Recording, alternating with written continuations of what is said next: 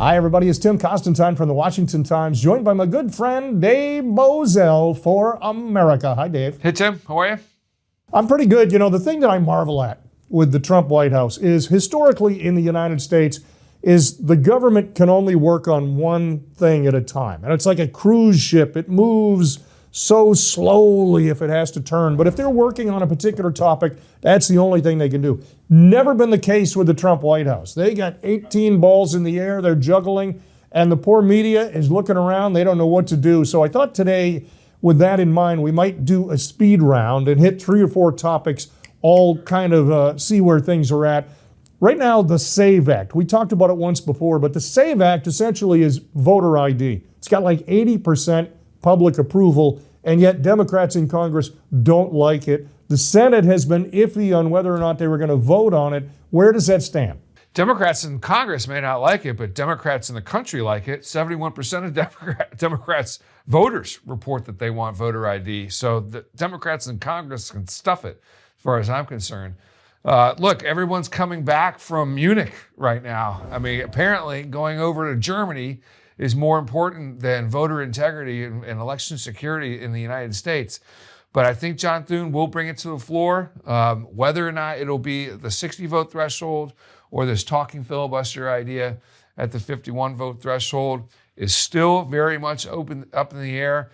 Look, Tim, the base, President Trump's base, when the president has been advocating for this, the vice president has been advocating for this, people in the Freedom Caucus that the base trusts have been advocating for this, including led by Chip Roy. Senate Patriots, the Patriots in the Senate, Mike Lee, Ted Cruz, they've all been advocating for this.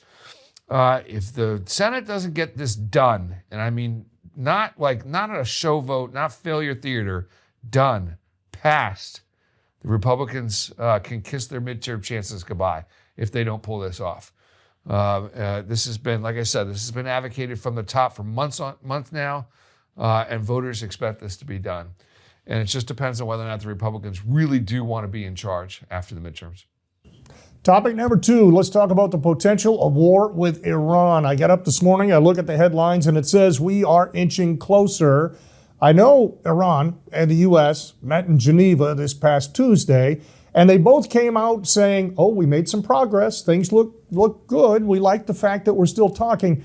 And yet they're not even close when you look at the individual issues. Are we likely to go to war with Iran? No, I don't think a full-throated war is going to be in the cards. Doesn't seem like President Trump's MO, particularly in a midterm year, that would go down.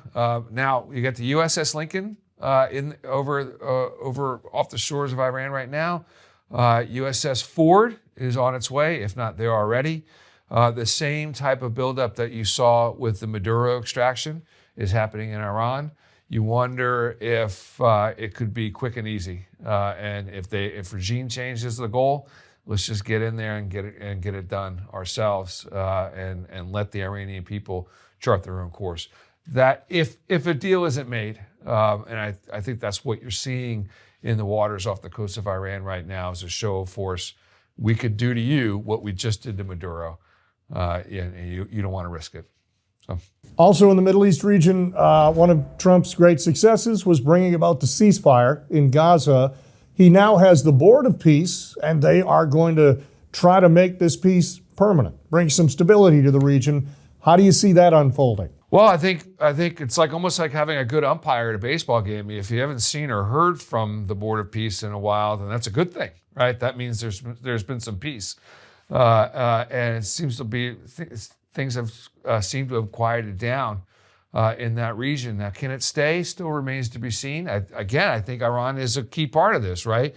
How could there be a Board of Peace in the region when you've got Iran sponsoring terrorism back in Israel, Gaza, et cetera? So I think once the Iran domino falls, the Board of Peace can get on with the business of a lasting peace in the Gaza region.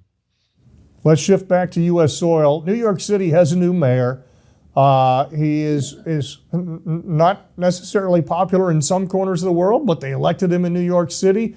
What do you see that has happened in these first few weeks, and what do you anticipate happening in New York City in the weeks and months to come?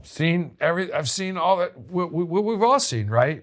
Towers of garbage, unplowed ice piles, and now because he can't afford anything, and because Kathy Hochul won't raise taxes in New York State because they're already about as high as you're going to get in the country. He's telling everybody that he's going to have to raise property taxes by at least 9.5%, corporate tax rates by 11.5%, dipping into this reserve fund, that reserve fund, this health fund to pay for God knows what. He won't cut any spending.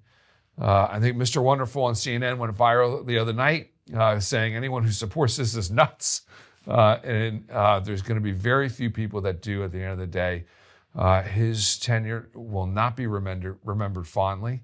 And there's going to be, if there hasn't been already, there's going to be a mass exodus out of New York City, as there should be. And the renters downstream who can't afford to buy the property to begin with, the renters downstream are going to be the ones paying the price of these increased property taxes. So, those are those of you who voted for him.